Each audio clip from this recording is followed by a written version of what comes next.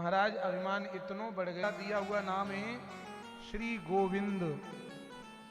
बोलिए गोविंद भगवान की जय हो। भगवान कहते हैं कि ये गोविंद नाम मुझे बहुत प्रिय है, इसलिए गौ माता के द्वारा दिया गया है। अब देखो यहाँ 10वीं तक भगवान ने यहाँ ब्रजमंडल में इस जगह पर गिरिराज पर्वत को 10वीं को शाम को भगवान ने स्थापित कियो और दूसरे दिन एकादशी तिथि, और एकादशी तिथि नंद बाबा व्रत करते हैं। अब यहां 2-4 बातें ध्यान से समझना। देखो, जो भगवान राम और कृष्ण के भक्त हैं उनको क्या कहते हैं? बोले उनको कहते हैं वैष्णव।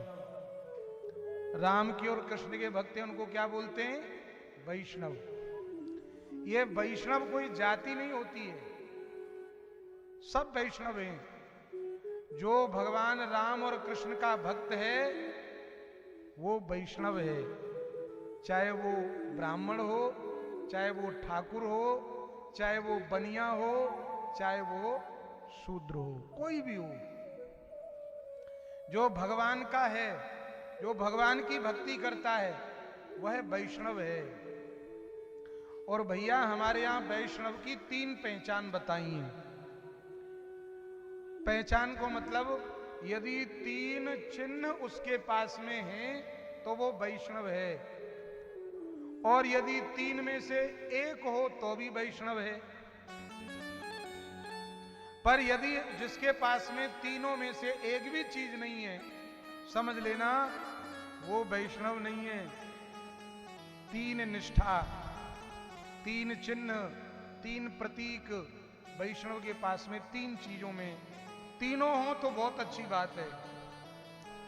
अब ये बात बड़े काम की है। आप माताओं, आज मैं एक निवेदन करूं, बिल्कुल शांति से सुनिए। आज इधर से आवाज आ रही है धीरे धीरे। तो 3 निष्ठाओं में से सबसे पहली निष्ठा है वैष्णव की, वो है नाम निष्ठा। वैष्णव जो होता है ना, सवेरे रात्रि में जब सोएगा तो भगवान का नाम लेकर, और सवेरे जब उठेगा तो भगवान का नाम लेकर। यह वैष्णव की पहली पहचान है। कोई भी काम करेगा भगवान का नाम लेकर। और बहुत से वैष्णव तो ऐसे होते हैं कि वो तो अपने घर के बाहर भी भगवान का ही नाम लिख देते हैं। श्री राधा कुटीर, श्री कृष्ण कुटीर, श्री राम सदन, श्री कृष्ण सदन, वो तो अपने घर को ही भगवान का घर मान लेते हैं। आपने देखा होगा बहुत जगह।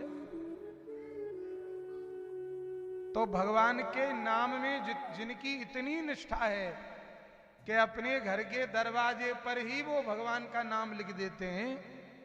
जैसे विभीषण जी ने अपने घर के बाहर धनुष और बाण के चिन्ह बना रखे थे, और घर के दरवाजे पर लिखा था राम राम राम।